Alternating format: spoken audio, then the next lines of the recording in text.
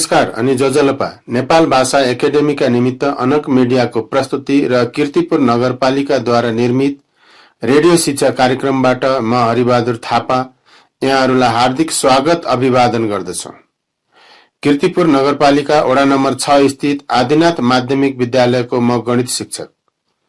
आज म कक्षा 10 को अनिवार्य गणित विषय लिएर यहाँहरू समक्ष उपस्थित भएको छु। विद्यार्थी भाइ बहिनीहरू, आज हामी अनिवार्य गणित विषयको एकाइ 9 मा रहेको साधारणमूलक र सड भन्ने एकाइको बारेमा चर्चा गर्नेछौँ।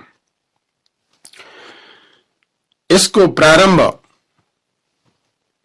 आनुपातिक र अनानुपातिक संख्याबाट गर्नु उपयुक्त हुन्छ। त्यसैले आनुपातिक संख्याबाट यसको चर्चा सुरु गरौँ। आनुपातिक संख्या भन्नाले त्यस्तो संख्या जसलाई p/q को रूपमा व्यक्त गर्न सकिन्छ र p र q दुवै इन्टिजर हुनुपर्छ अनि q चाहिँ शून्य हुनु हुँदैन। जस्तै 2/3, 1/2, 3/5, -3/7 आदि जस्ता संख्याहरू र्याशनल नम्बर हुन्, आनुपातिक संख्याहरू, किनकि यसको p र q दुवै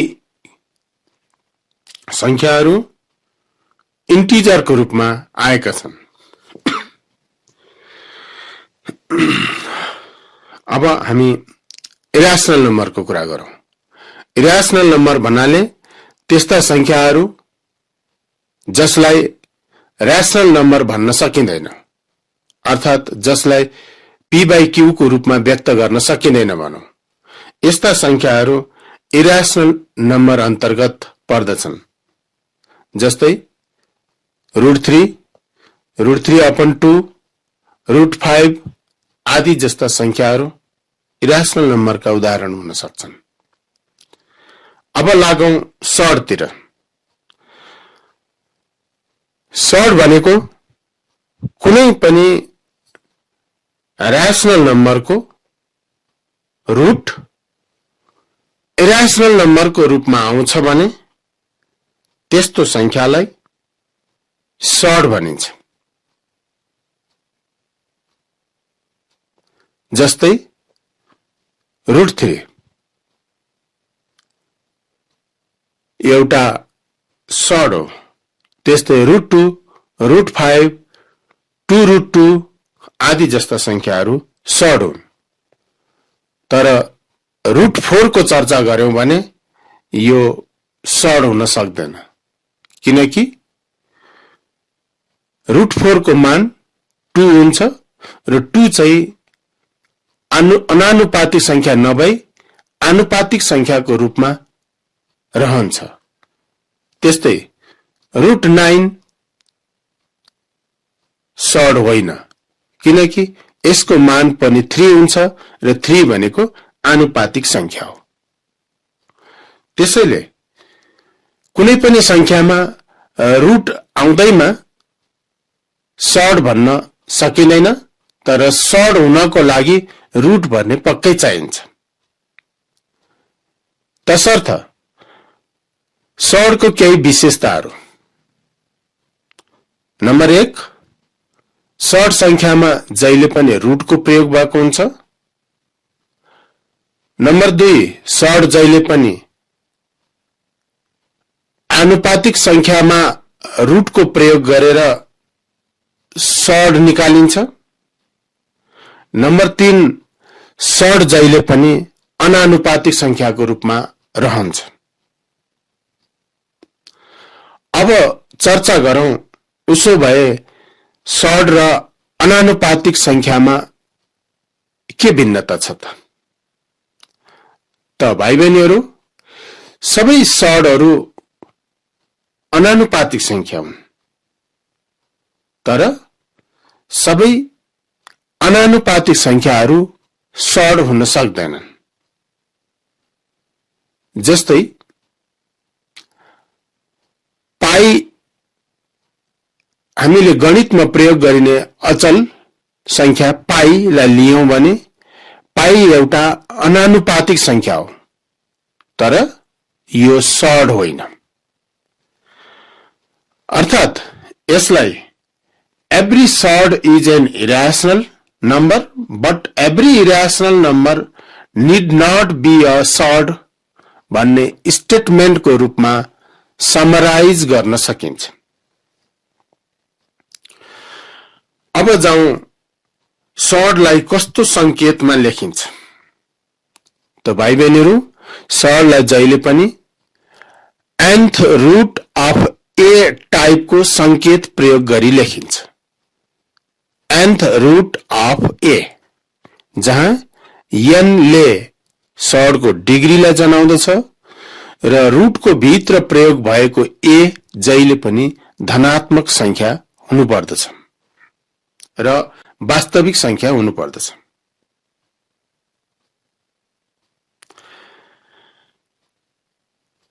अब लागौं सडको टाइपतिर।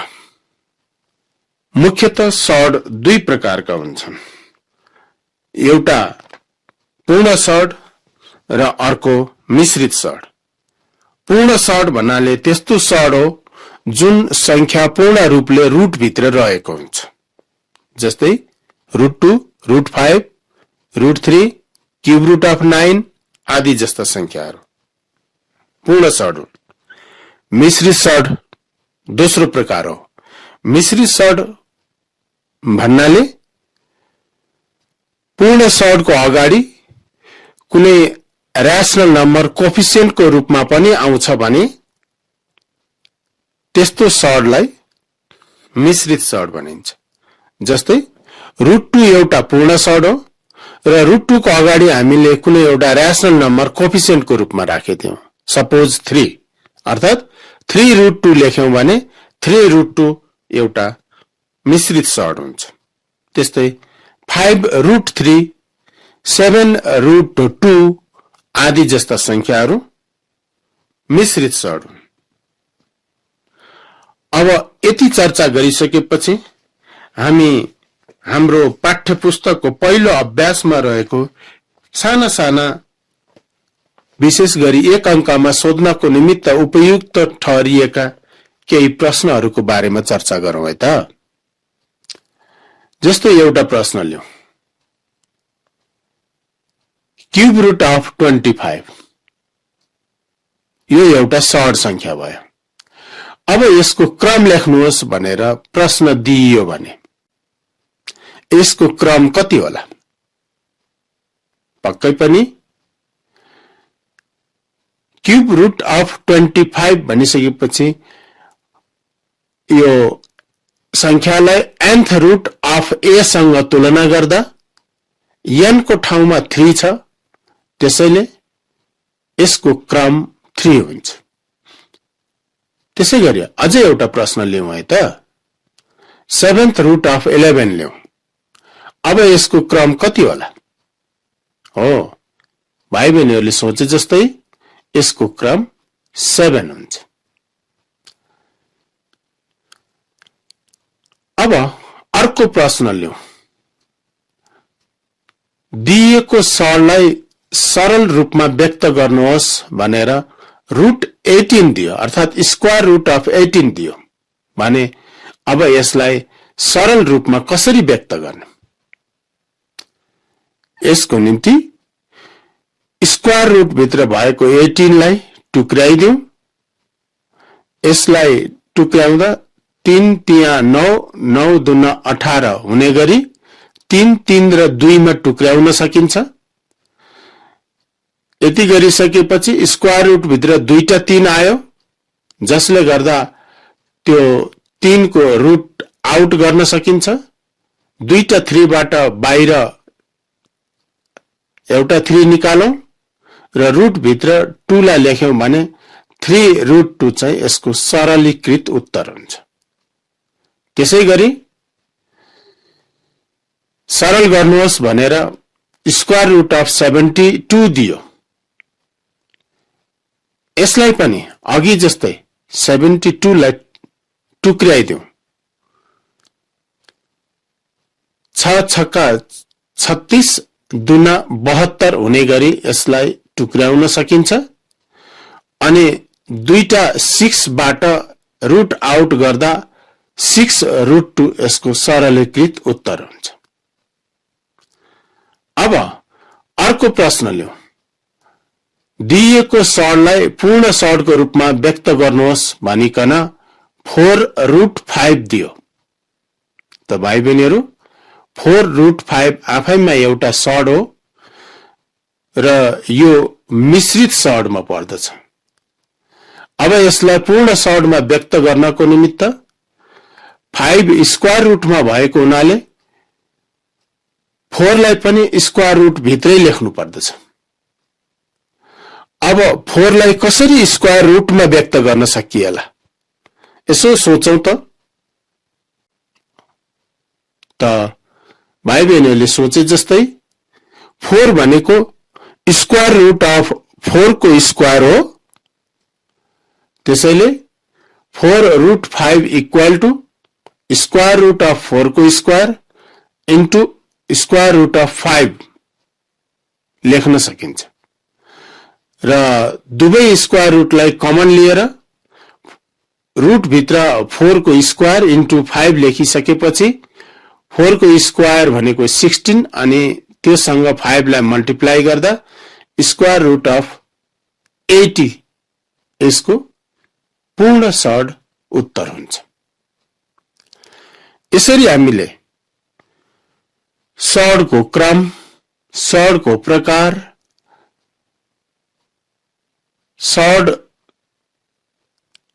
सडलाई सरल गर्ने अनि मिश्रित सडलाई पूर्ण सडमा लाने सम्बन्धी साना साना प्रश्नबाट केही अभ्यासहरू गरिसक्यौं।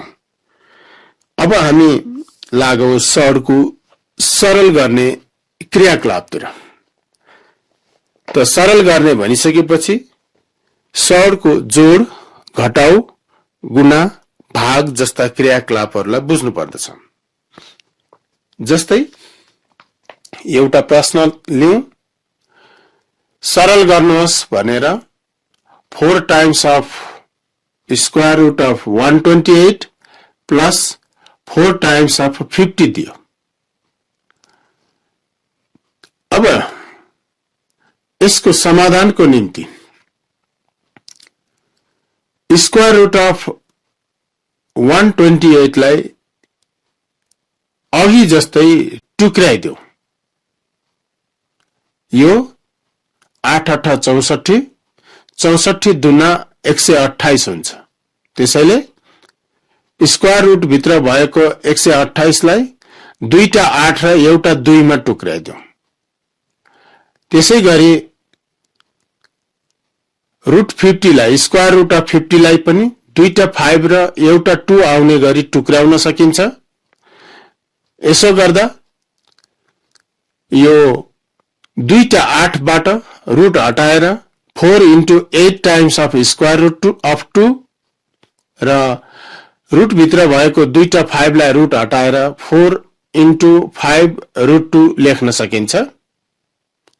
यति गरिसकेपछि रुट 2 को अगाडि रहेको 4 इन्टु 8 लाई मल्टिप्लाई गरेर 32 अनि रुट 2 लाई सँगै अर्थात 32 टाइम्स रुट 2 लेखौं र त्यसैगरी अर्को रुट 2 को अगाडि भएको 4 इन्टु 5 लाई मल्टिप्लाई गरेर 20 र रुट 2 लाई सँगै लेखेर 20 रुट 2 लेखौं।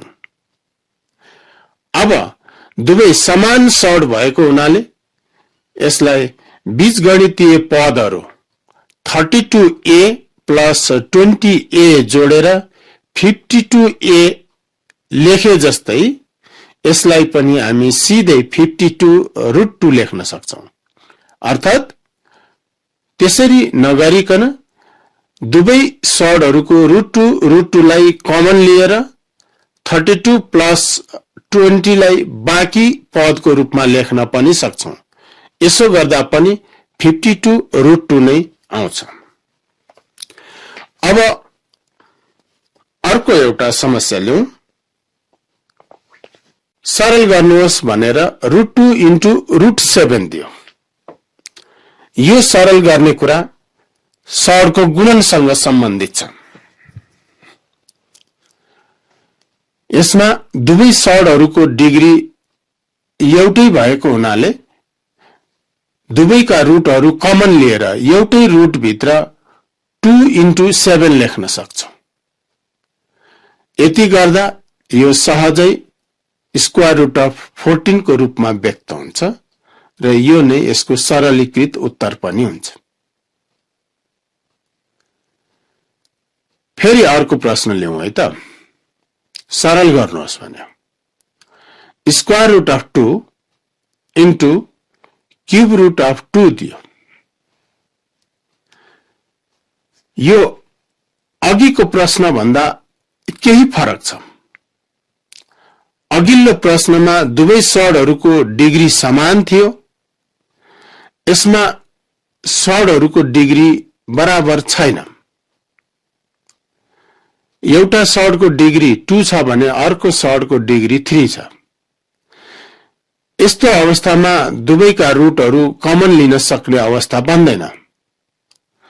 त्यसैले यसलाई कमन लिन सक्ने अवस्थामा पुर्याउनको निमित्त समान सडमा व्यक्त गर्नुपर्छ र समान सडमा व्यक्त गर्नको निमित्त दुवैका डिग्रीहरूको लसा लिनुपर्छ। अर्थात् 2 र 3 को लसा लिनुपर्ने हुन्छ, जसको लसा 6 हुन्छ। लसा 6 आउनुको अर्थ दुवैको समान डिग्री 6 बनाउनु पर्छ भन्ने हो। त्यसैले अब लागौं पहिलो सडलाई 6 डिग्रीको सडमा रूपान्तर गर्नेतिर। स्क्वायर रुट अफ 2 भनिसकेपछि यो सडको डिग्री 2 भयो। यसलाई 6 डिग्रीको सडमा रूपान्तर गर्नलाई डिग्री 3 गुणाले बढाउनु पर्छ, जसले गर्दा यो 6 हुन्छ। तर डिग्री 3 गुणाले बढाउँदा भित्रको संख्याको पावर पनि 3 गुणाले नै पावर पनि 3 ले नै बढ्छ। अर्थात् यो 6th रुट अफ 2 को क्यूब हुन्छ। इन्टु अब दोस्रो सडलाई पनि 6 डिग्रीको सड बनाऊ। दोस्रो सड भनेको क्यूब रुट अफ 2 हो। यो आफैमा 3 डिग्रीको छ। यसलाई अझै 2 डिग्री बढाउनु पर्ने हुन्छ, अर्थात् 2 गुणाले बढाउनु पर्ने हुन्छ। सडको डिग्री अर्थात् क्रम 2 डिग्रीले बढाउँदा भित्र भएको रुट भित्र भएको पावर संख्याको पावर पनि 2 ले वृद्धि हुन्छ र यसो गर्दा यो 6th रुट अफ 2 को स्क्वायर हुन्छ भाइ बहिनीहरू। यति गरिसकेपछि दुवै सडहरू 6 डिग्रीमा रूपान्तर भए। अब दुवैको 6 डिग्रीको सडलाई कमन लिएर रुट भित्र हामी 2 को क्यूब इन्टु 2 को स्क्वायर लेख्न सक्छौं। यति गरिसकेपछि 2 को क्यूब भनेको 8 भयो, 2 को स्क्वायर भनेको 4 भयो अनि यसलाई अन्तिममा 6th रुट अफ 32 उत्तर निकाल्न सक्छौं।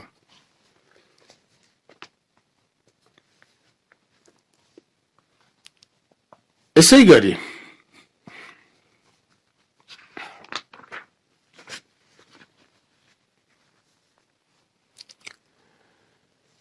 √3 प्लस √2 को एउटा फ्याक्टर र √3 माइनस √2 को अर्को फ्याक्टर सरल गर्न दियो। अर्थात् सरल गर्नुहोस् भनेर ब्राकेट भित्र एउटा ब्राकेट भित्र √3 प्लस √2 टाइम्स अर्को ब्राकेट भित्र √3 माइनस √2 दिएको छ भने यसलाई सरल गर्दा हामी बीजगणितको सूत्र प्रयोग गरेर सजिलै सरल गर्न सक्छौं। त भाइ बहिनीहरू, यसलाई हामीले बीजगणितको सूत्रसँग तुलना गर्यौं भने √3 लाई a र √2 लाई b मान्दा पहिलो ब्राकेट भित्र a प्लस b सँग तुलना गर्न सकिन्छ भने दोस्रो ब्राकेट भित्र भएको √3 माइनस √2 लाई a माइनस b सँग तुलना गर्न सकिन्छ। अर्थात यो a plus b times a minus b को रूपमा रहेको छ, जसलाई a square minus b square को रूपमा लेख्न सकिन्छ। त्यसैले यो √3 को स्क्वायर माइनस √2 को स्क्वायर हुन्छ। √3 को स्क्वायर लाई सिम्प्लिफाई गर्दा 3 र √2 को स्क्वायर लाई सिम्प्लिफाई गर्दा 2 हुन्छ अनि 3 बाट 2 घटाइसकेपछि यसको उत्तर 1 निकाल्न सकिन्छ। त भाइ बहिनीहरु, आज स्टुडियोबाट समय सकिएको संकेत प्राप्त भइसकेको हुनाले यो कक्षालाई यही अन्त्य गर्न चाहन्छु। धन्यवाद।